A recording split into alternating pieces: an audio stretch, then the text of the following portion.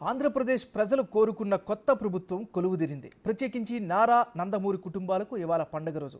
5 ఏళ్ల పాటు ప్రతిపక్షంలో ఉండి చేసిన పోరాటానికి, పడిన కష్టానికి ఫలితం దక్కింది. ఆంధ్రప్రదేశ్ ముఖ్యమంత్రిగా చంద్రబాబు నాయుడు ప్రమాణ స్వీకారం చేశారు. అంతకుముందు స్టేజ్పై కనిపించిన ఓ దృశ్యం అన్నా చెల్లెళ్ల అనుబంధం ఎలా ఉంటుందో చెప్పకని చెప్పింది. అందరి హృదయాలను హత్తుకుంది. సంతోషం.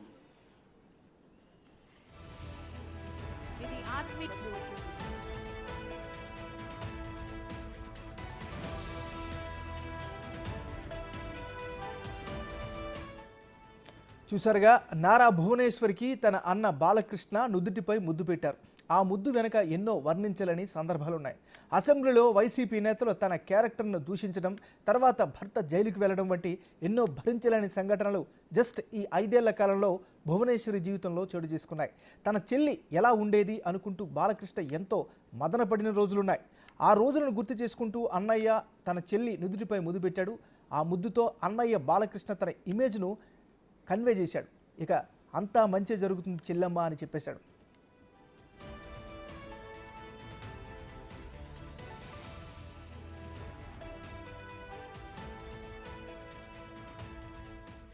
వాస్తవానికి చంద్రబాబు గెలుపు వెనుక అందరూ ఉన్నారు. అందులో నారా భువనేశ్వర్ కూడా కీ రోల్ ప్లే చేశారు అనే చెప్పుకోవాలి.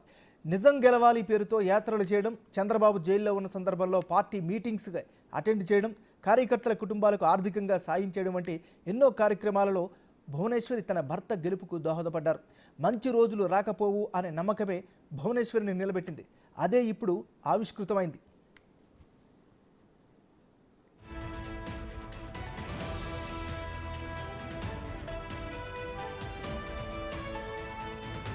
బాలకృష్ణ తనకు విష చెప్పిన క్షణాన భువనేశ్వరి కళ్ళలో ఆనందం వర్ణనాతీతం.